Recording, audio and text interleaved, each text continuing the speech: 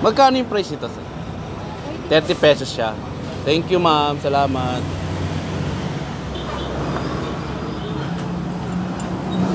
So, ito na trupa.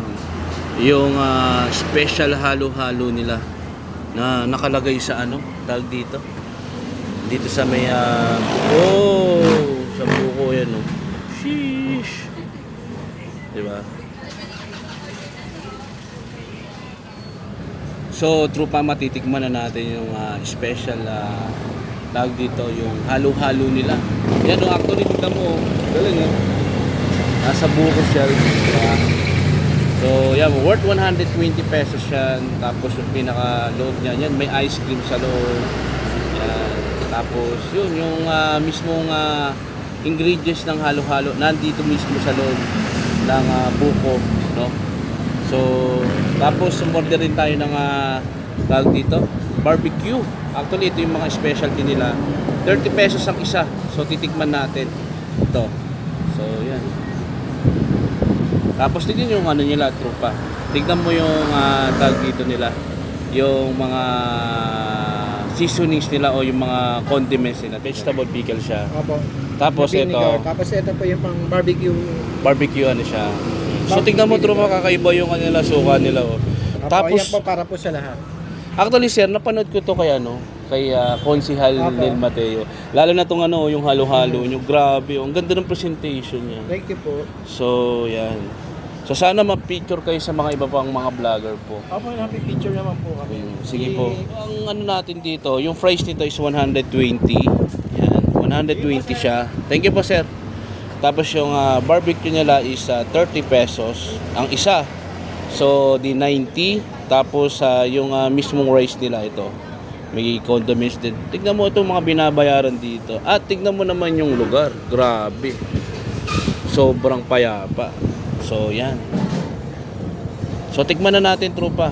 Lagyan natin na siya ng ng tag dito suka. Sukang paumbong daw to eh. Sabi ni sir yan. Sukang paumbong.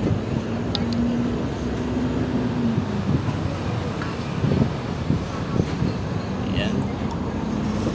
Tapos yun naman yung matamis na suka. Lagay natin dito. So ayan para siyang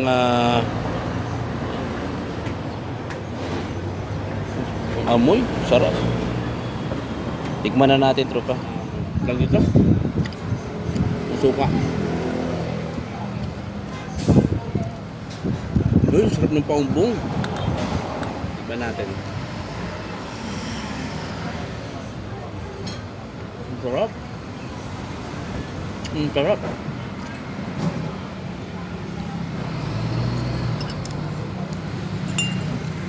Para sa yung na-vlog ko talaga sa Quezon City, yung paborito kong barbecue. Babalikan ko yun.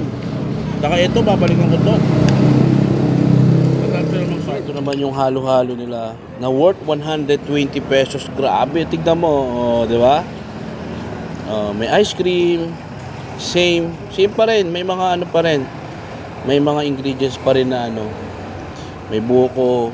Yan. May gulaman. Tapos may melon. Yan Kala mo nasa ka? Nasa isa kang paraisong dagat na kumakain ng Tsaka ang ganda ng marketing nila, tignan mo. Di ba? First time ko Ayan tignan mo. Same lang din yung mga typical na nating halo-halo. At tikman natin. Tikman natin yung halo-halo. Approve.